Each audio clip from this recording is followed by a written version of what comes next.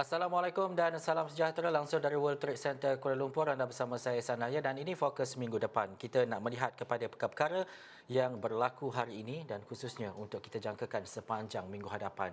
Tetapi hari ini kes harian COVID-19 kembali menyaksikan lonjakan kes dengan 10,089 kes yang dilaporkan.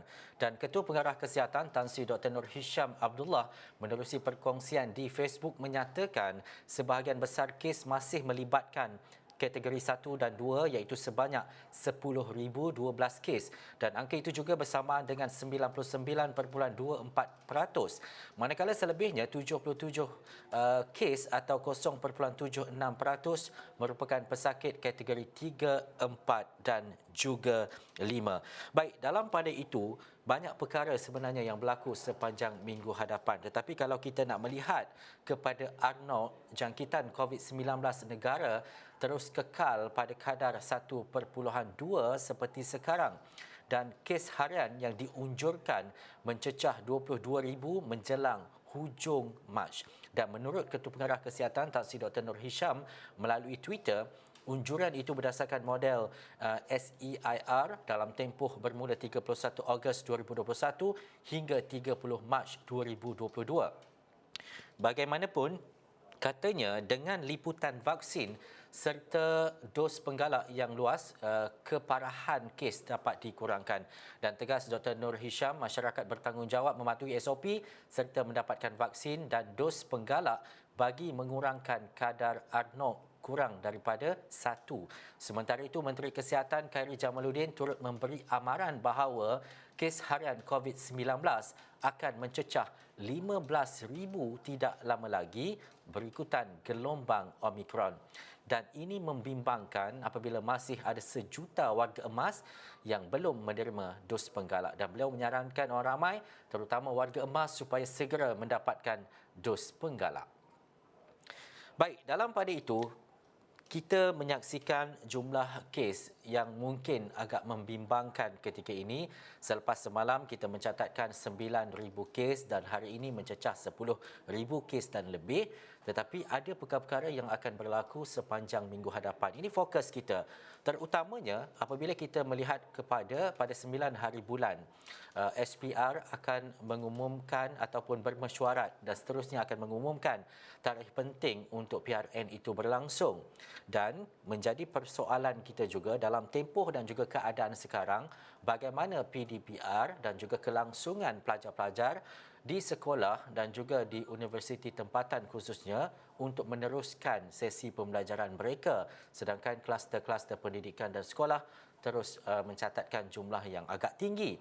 Tetapi fokus untuk waktu ini, saya nak melihat dahulu kepada situasi dan juga keadaan semasa, terutamanya menjelang PRN Johor. Bersama-sama saya ketika ini adalah penganalisis politik Dr. Muhammad Taufik Yaakob. Assalamualaikum, Doktor.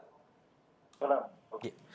Doktor, pertama sekali kita melihat kepada jumlah kes COVID yang meningkat dan 9 hari bulan minggu depan SPR akan bermesyuarat dan juga akan mengumumkan tarikh pilihan raya dan sebagainya. Bagaimana indikator ketika kita masih lagi berdepan dengan isu-isu kesihatan, PRN terpaksa juga dilaksanakan pada pandangan doktor? Ya, terima kasih Ustaz.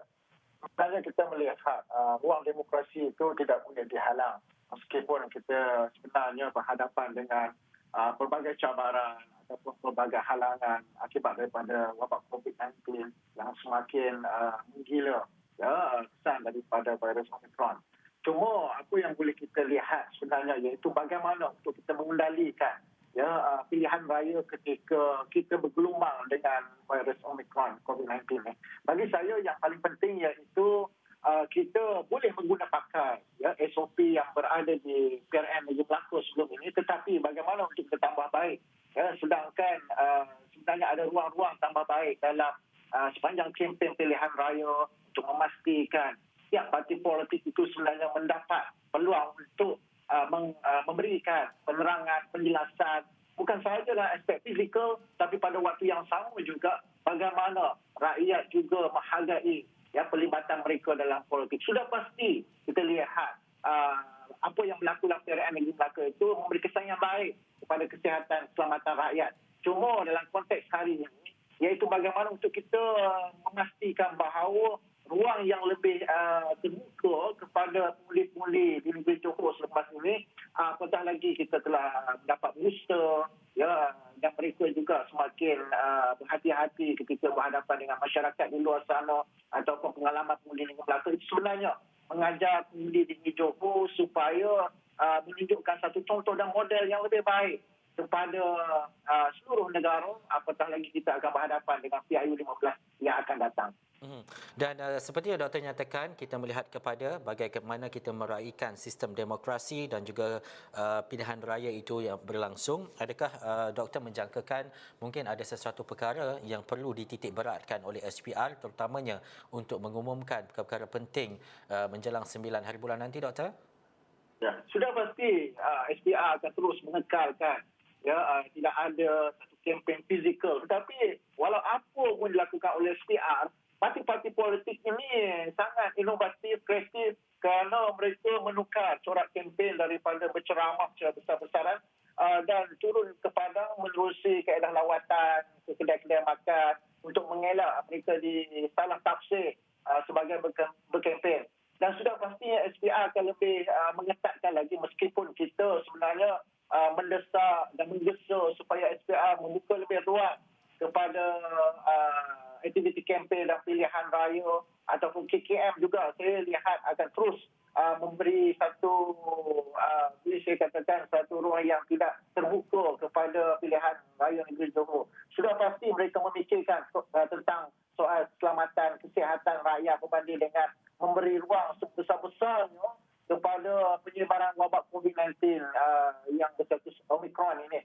Dan bagi saya lihat sudah pasti pemuli-pemuli juga peratusan pemuli yang akan keluar akan rendah dan tentang corak politik itu sudah pastinya masing-masing sebenarnya tidak yakin yang untuk memasuki PRN negeri Johor walaupun setiap parti politik sebenarnya mereka itu sendiri melalui pelbagai kaedah pendekatan cuba untuk menarik pengaruh ataupun sokongan daripada pemuli-pemuli kerana di Johor hari ini sudah tamat politik kuda kepang di Johor, ya, dan tidak ada monopoli oleh mana-mana parti politik dan sudah pasti kaedah baru, politik baru yang ingin diketengahkan di Johor itu mestilah disesuaikan dengan keselamatan kesihatan rakyat berbanding dengan keselamatan atau survival parti politik yang mementingkan tentang masa depan politik mereka semata-mata. Itu saja di Johor.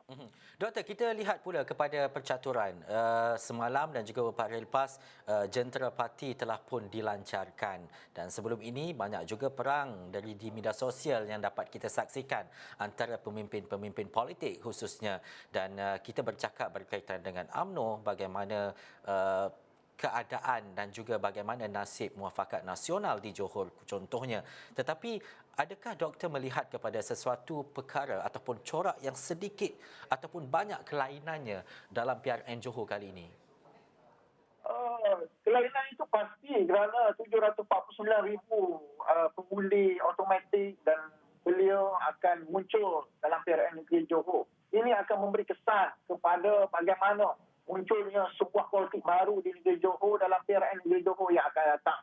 Maka setiap parti politik tidak boleh mentabik dada melihat bahawa mereka lah yang mampu untuk membentuk sebuah kerajaan yang dominan. Tetapi mestilah sebenarnya di peringkat awal lepas diumumkan oleh SPR ada 9, maka mestilah ada satu gabungan yang kuat untuk masuk dalam PRN negeri Johor. Kerana jika kita biarkan, kalau parti-parti politik biarkan mereka bertanding secara solo, ini akan memberikan impak yang negatif kepada parti-parti politik yang bergerak secara solo. Dan sudah pasti tukar untuk membentuk kerajaan yang dominan, yang dikuasai oleh hanya satu gabungan ataupun satu parti. Jika mereka masih lagi keras kepala, jika mereka masih lagi menuduh melabel satu sama lain, saya lihat PAS dan UMNO yang Pakatan Nasional sudah tidak ada masa depan. Sudah pasti apa yang boleh dilakukan kalau ada kejutan perlu dilakukan di peringkat nasional. Misalnya kita lihat ya Presiden UMNO Presiden PAS boleh berundur untuk memberi ruang kepada pelapisan baru pelapis baru untuk bagi parti dan beri keyakinan kepada penjuru. Tapi bagi saya lihat itu mustahil. Namun dalam politik tidak ada perkara dengan orang Melayu Islam dan untuk MN dan semasa politik UMNO dan PAS dan MN. Doktor, bagaimana pula dengan kesediaan? Kalau kita bercakap berkaitan dengan Barisan Nasional dan UMNO, mungkin dari segi langkah awal selepas pengumuman pembubaran Dewan Undangan Negeri itu, kita menganggap ia mungkin sudah bersedia untuk mendepani PRN. Tetapi dengan parti-parti politik yang lain, terutamanya yang baru seperti MUDA dan juga parti-parti lain, bagaimana doktor melihat kepada percaturan mereka ketika ini, doktor? MUDA atau parti-parti politik lain dapat kata harapan PAS itu sendiri perlu berhati-hati sepanjang kempen politik atau apa saja strategi dan percaturan politik. Kerana kita lihat semalam bagaimana Presiden MUDA itu telah ataupun mencipta satu ruang tentangan ataupun kritikan yang luar biasa daripada netizen, ahli-ahli politik kerana meminta maaf akibat salah cakap tentang Adil Tiram. Tapi apabila melibatkan kroni ataupun proksi politik, melibatkan perundingan antara MUDA dengan PH, saya sakit dengan begitu mudah mohon maaf. Tetapi bagaimana melibatkan parti-parti politik yang lain, pendidikan yang diberikan, ini bertentangan dengan MUDA. Saya tak nampak sikap politik itu mampu untuk membantu MUDA bagi mewujudkan satu kemenangan yang besar di negeri Johor. Ini bukan politik muda. Ini politik tua yang terus-terusan diamalkan oleh parti muda. Kalau kita nak ulas tentang parti-parti politik lain, juga sama. Tetapi bagaimana mereka menilai tentang percaturan politik yang baru dan berlainan berbanding negeri Melaka. Kerana mereka tidak lakukan sesuatu yang luar biasa atau kedudukan, mereka akan kehilangan banyak kursi. Jangan mendadak dada. Apa yang mereka dapat dalam PRU 14 tahun lalu, mereka dapat kemenangan yang besar, tetapi itu gelombang yang berlaku akibat daripada pusat nasional. Itu pusat negeri memerlukan satu tindakan pendekatan yang lebih teliti memahami aspirasi anak muda. Hatta kalau separuh boleh otomatik atau boleh turun dalam PRN negeri itu, parti-parti politik ini akan berhadapan dengan sesuatu yang luar biasa. Tidak seperti apa yang berlaku dalam PRU 14 tahun lalu. Dan juga doktor, kerjasama politik ini subjektif dan kita melihat ia berlaku dalam tempoh beberapa tahun. Mungkin hari ini menjadi kawan baik, tapi selang beberapa minggu dan beberapa bulan selepas itu berpecah dan juga tidak sependapat. Tetapi doktor melihat kepada kerjasama politik ini wajar dilaksanakan dalam tempoh sekarang ataupun melihat kepada bagaimana sokongan yang diterima ataupun percaturan selepas itu, selepas berakhirnya proses pengundian itu. Bagaimana doktor melihat kepada kerjasama politik ini perlu digarap dalam tempoh dan juga jangka masa tertentu? Kerjasama politik perlu dicetuskan dengan kadar segera sebelum penamaan calon kerana politik Johor berbanding dengan politik Melaka, Sabah dan Sarawak dengan pelibatan seperti yang saya katakan sebentar tadi, pelibatan undi automatik, dan jika tidak diberikan satu platform atau dicetuskan satu platform kerjasama atau gabungan politik yang utuh dan kuat, saya bimbang dan khawatir pembentukan kerajaan negeri Johor selepas ini tidak stabil dan masih lagi memerlukan satu kerjasama dengan parti-parti politik yang lain. Tidak ada satu parti politik yang dominan. Ini akan mewujudkan satu krisis politik yang berterusan negeri Johor. Dan bagi saya lebih baik dalam konteks negeri Johor itu sudah ada keyakinan oleh rakyat, manifestonya yang tegak dan kuat dan utuh untuk masuk dalam PRN negeri Johor. Dan seperti apa yang pemimpin parti politik cakapkan dalam media beberapa hari sebelum ini, PRN negeri Johor tidak sama dengan PRN negeri lain.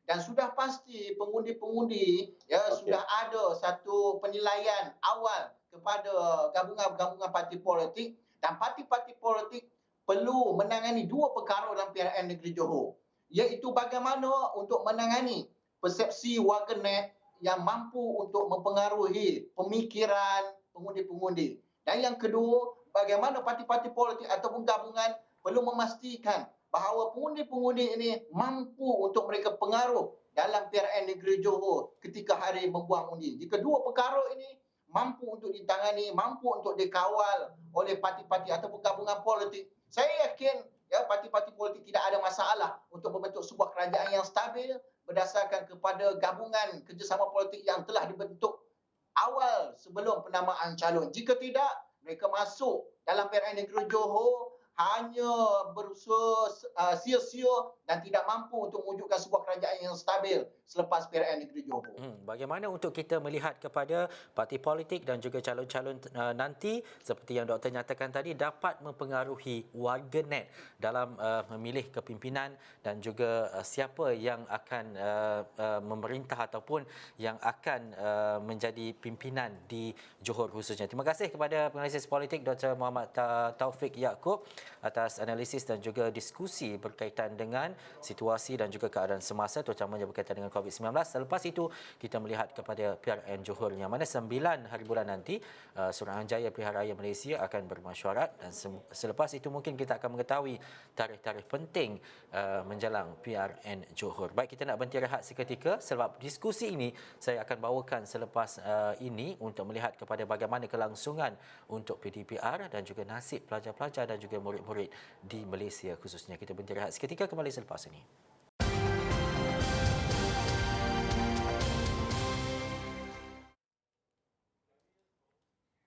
Baik, kembali dalam fokus minggu depan. Satu lagi isu dan juga bukan sahaja untuk kita memberi fokus sepanjang minggu depan tapi mungkin berbulan-bulan, bertahun-tahun terutamanya dalam sistem pendidikan negara.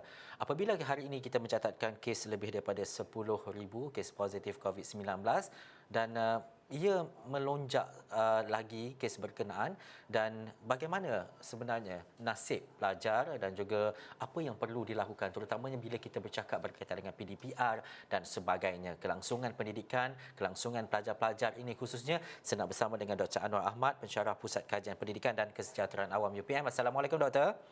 Assalamualaikum. Doktor, sekali lagi bila kita melihat kepada angka menimbulkan lagi satu kebimbangan kita.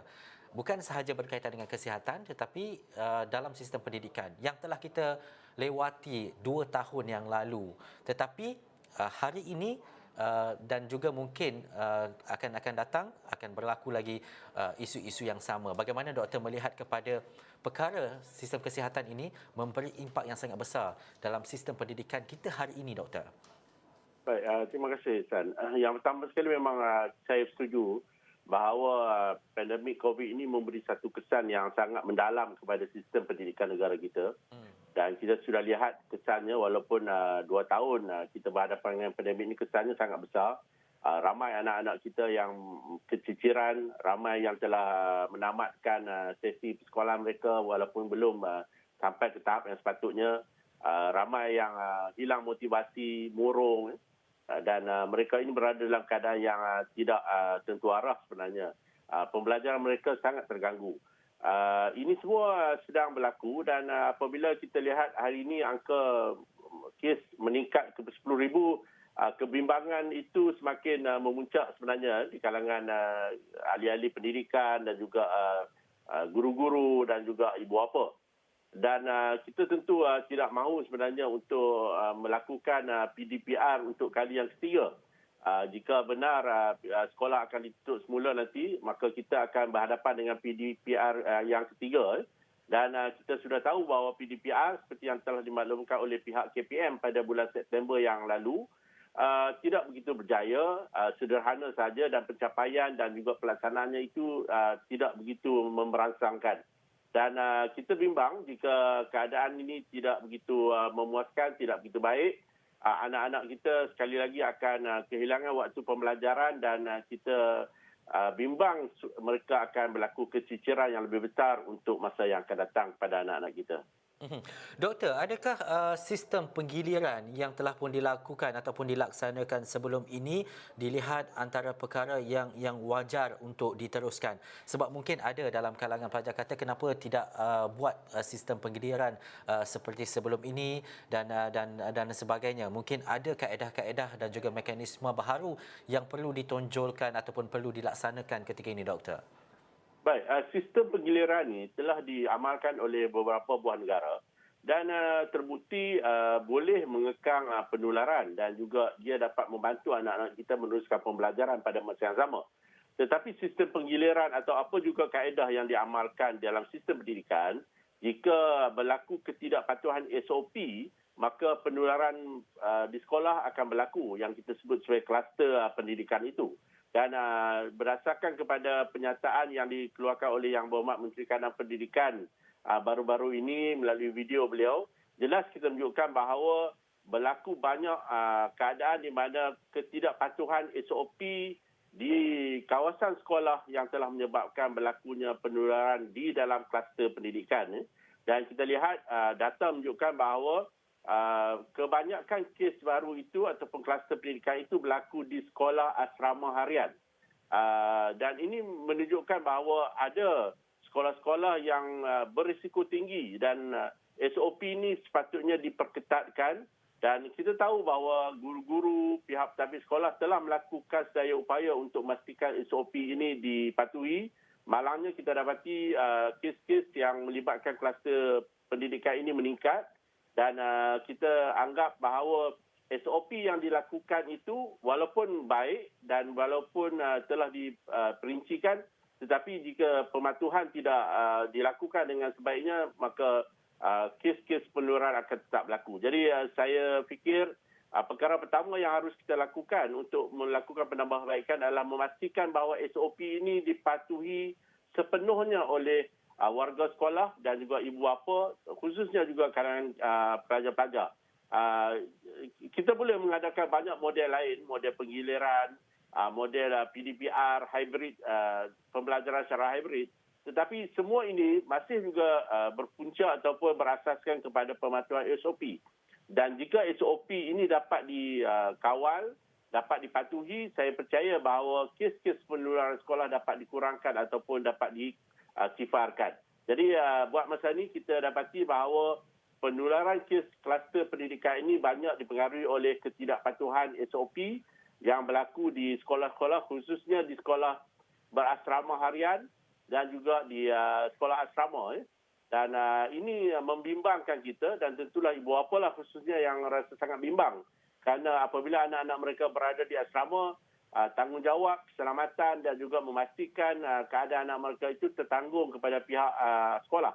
Jadi apabila ada kes-kes sekolah asrama dan juga kes-kes di asrama harian berlaku, saya fikir pihak yang paling bimbang adalah ibu bapa dan pihak KPM seharusnya meningkatkan lagi kesedaran dan juga penerangan kepada ibu bapa supaya kebimbangan ini dapat dikurangkan. Dan juga doktor, selain daripada SOP adalah PIC kits ataupun pemberian dos kepada mereka yang berusia 5 tahun hingga 11 tahun dan juga pemberian dos kepada remaja telah pun dilaksanakan. Itu kita kena faham dua perkara seperti yang doktor nyatakan tadi. Yang pertama adalah berkaitan dengan SOP perlu dijaga sebaik-baiknya.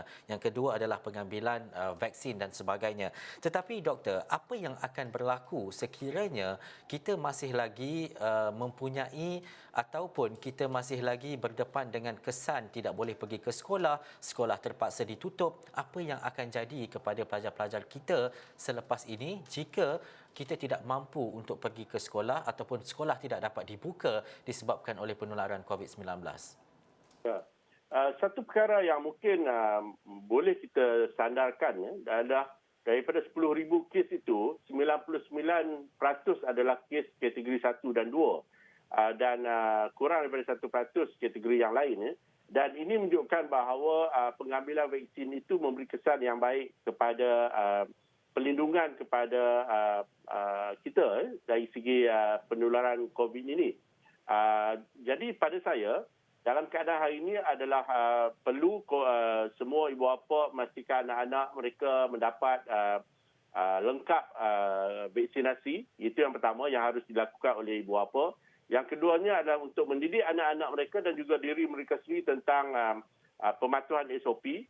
Yang ketiganya adalah yang pada saya penting kepada pihak KPM adalah untuk mula melakukan beberapa modul-modul PDPR sebagai satu persediaan awal. Walaupun kita tahu bahawa sebenarnya kita tidak mahu PDPR ini dilaksanakan dalam tempoh yang terdekat ini, tetapi pada saya KPM kena ada plan B untuk memastikan bahawa anak-anak ini jika sekolah terpaksa ditutup dalam keadaan-keadaan tertentu, maka pelaksanaan pembelajaran akan diteruskan dan modul-modul pembelajaran yang lebih berkesan dapat dilaksanakan berbanding dengan PDPR 1 dan PDPR 2 dahulu. Kita mengharapkan KPM bukan sahaja bersedia dari segi pelaksanaan seperti SOP dan sebagainya, tetapi juga membangunkan modul-modul pembelajaran di rumah supaya pelajar-pelajar ini ataupun anak-anak kita walaupun berada di rumah, tapi mereka boleh meneruskan pembelajaran mereka dan tidak terganggu apabila sekolah ditutup nanti. Baik, terima kasih Dr. Anwar Ahmad, Pensyarah Pusat Kajian Pendidikan dan Kesejahteraan Awam UPM. Perkara ini kita akan lanjutkan nanti mungkin dalam perbincangan-perbincangan yang lain sebab ini adalah isu-isu utama yang perlu kita lihat terutamanya apabila negara dan juga dunia mendepani masalah dan juga isu kesihatan berkaitan dengan COVID-19. Terima kasih sekali lagi Doktor. Itu sahaja waktu yang kita ada dalam Fokus minggu depan. Saya Ihsan Nahya. Assalamualaikum dan jumpa lagi.